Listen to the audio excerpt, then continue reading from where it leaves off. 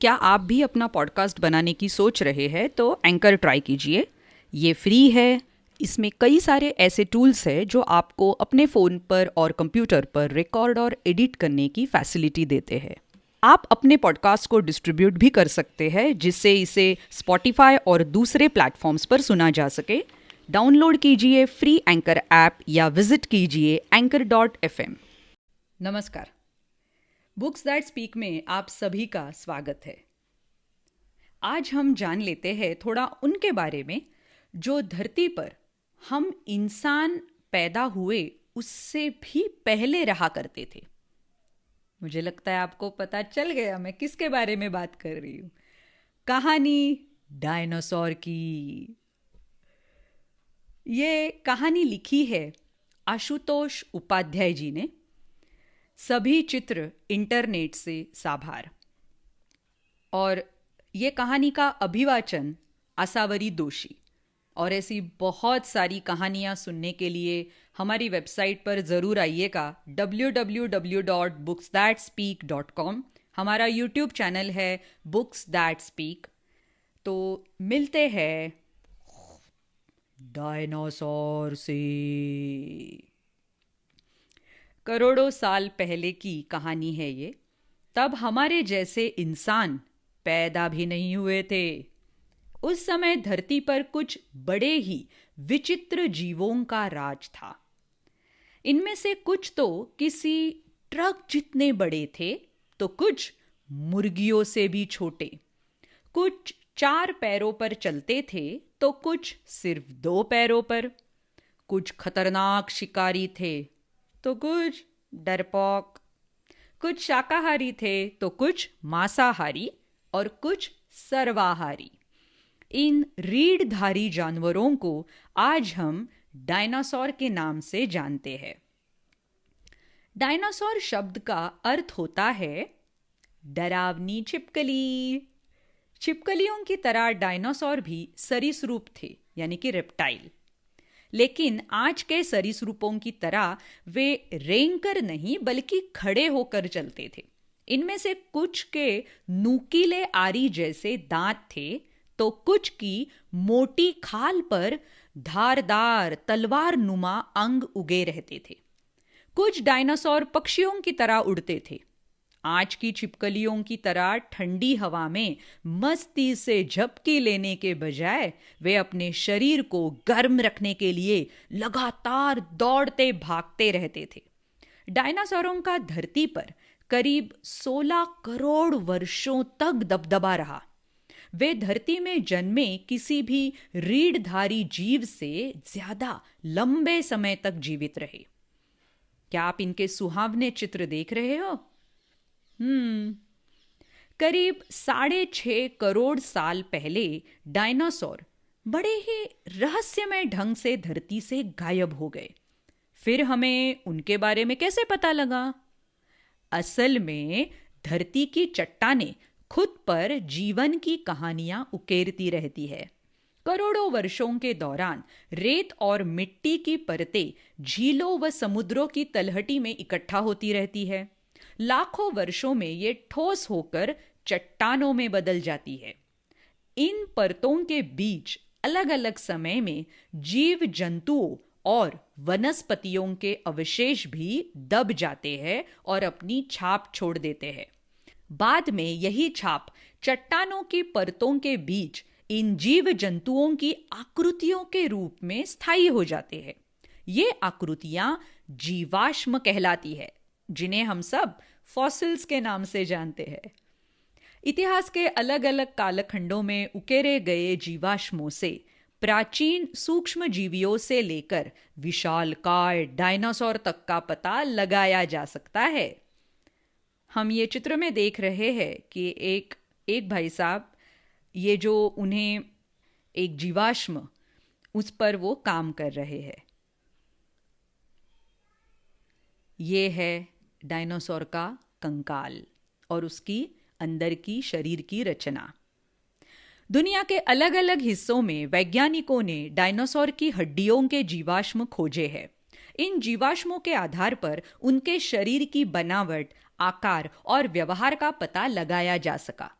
कई बार जीवाश्मों से जीव की मृत्यु के कारण का भी पता लग जाता है।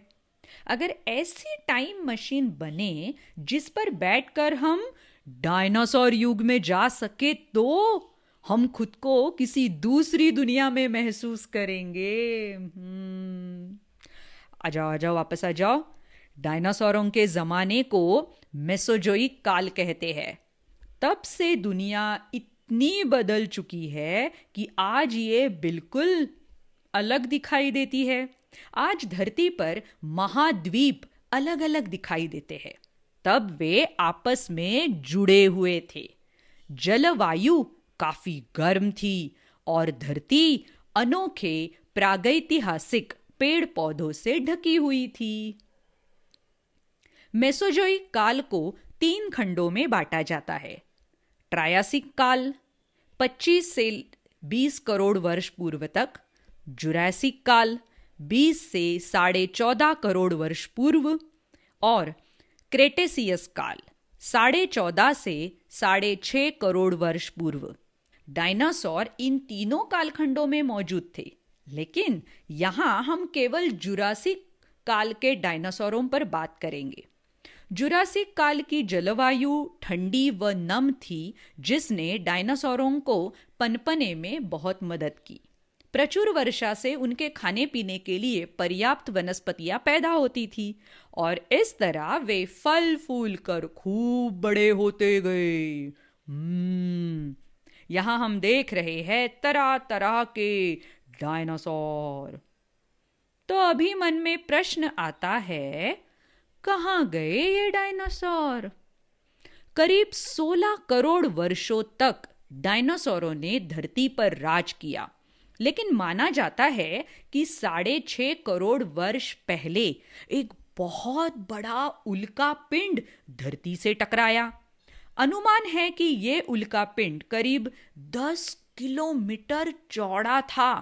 इसकी टक्कर से इतनी धूल उठी और इतना धुआं पैदा हुआ कि जीव जंतुओं के लिए सांस लेना भी दुर्भर हो गया। धूल और धुएं के बादलों से पूरा वायुमंडल भर गया। सूरज की गर्मी व उजाले का धरती तक पहुंच पाना असंभव हो गया। इस दुर्घटना से पृथ्वी की जलवायु में भारी उलटफेर हुए। धरती का 70% जीवन नष्ट हो गया। कुत्ते से बड़े करीब करीब सभी जंतु मारे गए। केवल गिने चुने छोटे जीव जंतु जैसे मछलियां, छिपकलियां और कीड़े मकोड़े ही खुद को बचा पाए। डायनासोर की समूची प्रजाति विलुप्त हो गई। अगले करोड़ों सालों के दौरान एक बार फिर अनेक नए जीव पैदा हुए। उनमें से कुछ फिर से विलुप्त भी हुए। विलुप्त यानी एक्सटिंक्ट। अंततः नए जंतुओं की एक शाखा 2 पैरों पर चलने वाले वानरों के रूप में विकसित हुई और उन्हीं के वंशज आज के सबसे बुद्धिमान जीव मनुष्य है। अभी कुछ शब्दावली देखते हैं। डायनासोर। डायनासोर रीढ़दार जंतुओं की एक विशेष प्रजाति थी जो करीब 6.5 करोड़ साल पहले विलुप्त हो गई। उनके जीवाश्मों से पता चलता है कि वे आज के पक्षियों से बहुत मिलते जुलते थे। बहुत से वैज्ञानिक मानते हैं कि डायनासोर ही आज के पक्षियों के पूर्वज है। उसके बाद हमने एक शब्द देखा, शाकाहारी। वनस्पतियों को अपना आहार बनाने वाले जंतु। मांसाहारी, दूसरे जंतुओं के मांस को अपना आहार बनाने वाले जंतु। सर्वाहारी, वनस्पतियों व जंतुओं को मतलब दोनों को अपना आहार बनाने वाले जंतु। सरीसृप, ठंडे खून वाले रीढ़धारी जंतु जो अंडे देकर अपनी प्रजाति को आगे बढ़ाते हैं। छिपकली, सांप, कछुए और मगरमच्छ आदि सरीसृप जाति में आते हैं। जीवाश्म, किसी जमाने में जीवित प्राणी के चट्टानों में छिपे अवशेष। अन्य अंगों की तुलना में हड्डियों और दांतों के जीवाश्म में बदलने की संभावना ज्यादा होती है। उल्कापिंड, सूर्य का चक्कर काटने वाले चट्टानी आकाशीय पिंड। वायुमंडल, धरती को चारों ओर से घेरे रखने वाली हवा व अन्य कणों की परतें। विलुप्त होना, किसी वनस्पति या जंतु प्रजाति का पूरी तरह खत्म हो जाना। बुक्स दैट स्पीक सुन सकते हैं anchor, Google podcast, Apple podcast यानी कि आईट्यून्स, स्पॉटिफाई। इसके अलावा breaker, स्टीचर, Castbox, overcast, पॉकरकास्ट, radio public, यहाँ पे भी आप बुक्स दैट स्पीक का आनंद ले सकते हैं। इसके अलावा यूट्यूब चैनल है बुक्स दैट स्पीक और हमारी वेबसाइट है www.booksthatspeak.com। शुक्रिया।